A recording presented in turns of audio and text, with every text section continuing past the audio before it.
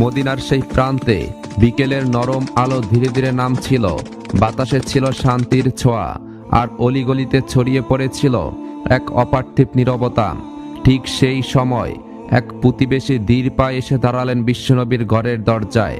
হাতে তার একটি পাত্র, ভিতরে যত্নে করে রাখা সুস্বাদু ও নরম রান্না করা গোস্ত। চোখে মুখে ছিল গভীর শ্রদ্ধা আর অন্তরে ভালোবাসা। দরজার সামনে দাঁড়িয়ে তিনি কণ্ঠ নরম করে সালাম দিলেন, আসসালামু আলাইকুম, হে বিশ্বনবীর স্ত্রী উম্মে সালমা, আপনি কি বাড়িতে আছেন? আল্লাহর সন্তুষ্টির উদ্দেশ্যে ছোট একটি উপহার নিয়ে এসেছি, দয়া করে গ্রহণ করুন। ঘরের ভিতরে উম্মে সালমা রাদিয়াল্লাহু তাআলা আনহা তখন কাজে ব্যস্ত ছিলেন। হঠাৎ পরিচিত কণ্ঠস্বর কানে আসতেই তিনি থমকে গেলেন। দরজার দিকে এগিয়ে এসে বাহিরে তাকালেন। সামনে দাঁড়ানো প্রতিবেশীর হাতে পাত্রটি দেখে তার চোখে এক মুহূর্তের জন্য বিস্ময় আর কৃতজ্ঞতার ছায়া ভেসে উঠল। প্রতিবেশী বিনীত কণ্ঠে বললেন, হে উম্মে সালমা, এই পাত্রটি নিন, এতে কিছু রান্না করা গোস্ত রয়েছে। এই কথা বলি তিনি পাত্রটি উম্মে সালমার হাতে তুলে দিলেন।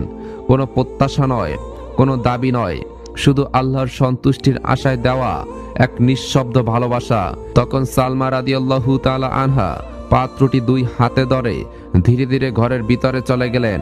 পাত্রটির দিকে তাকাতেই তার মনে পড়ল নবীজি সাল্লাল্লাহু আলাইহি ওয়াসাল্লাম রান্না করা গোস্ত কতটা ভালোবাসেন।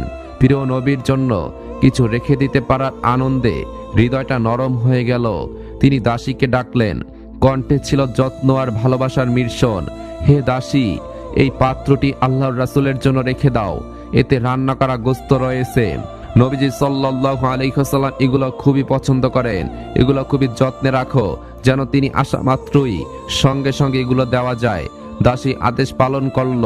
পাত্রটি নিয়ে ঘরের একপাশে কলঙ্কিতে যত্ন করে রেখে দিল। মুহূর্তের মধ্যেই ঘরের ভিতরে ছড়িয়ে পড়ল নরম এক সুবাস। রান্না করা মাংসের ঘ্রাণ, তার সঙ্গে মিশে গেল নবীর প্রতি গভীর ভালোবাসার উষ্ণতা। কিছুক্ষণ পরই ঘরের বাহিরে ভেসে এলো এক দুর্বল কণ্ঠ। দরজার কাছে দাঁড়িয়ে এক ভিক্ষুক অনুনয়ের সঙ্গে ডাকতে লাগলো, হে আহলে বায়েত, আপনারা কেউ ঘরে আছেন? কয়েকদিন ধরে আমি কিছু খাইনি, অনাহারের শক্তি হারিয়ে ফেলেছি। যদি ঘরে খাবারের মতো কিছু থাকে আল্লাহর ওয়াস্তে দান করুন, আল্লাহ আপনাদের ঘরে অবশ্যই বরকত দেবেন। কণ্ঠস্বরটি ঘরের ভিতরে এসে কেঁপে উঠল। উম্মে সালমা ও তার দাসী দুজনেই তা শুনলেন, কিন্তু মুহূর্তের মধ্যে নেমে এলো তাদের মনে অন্য একটি চিন্তা।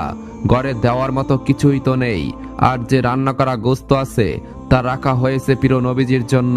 অবশেষে ভিতর থেকে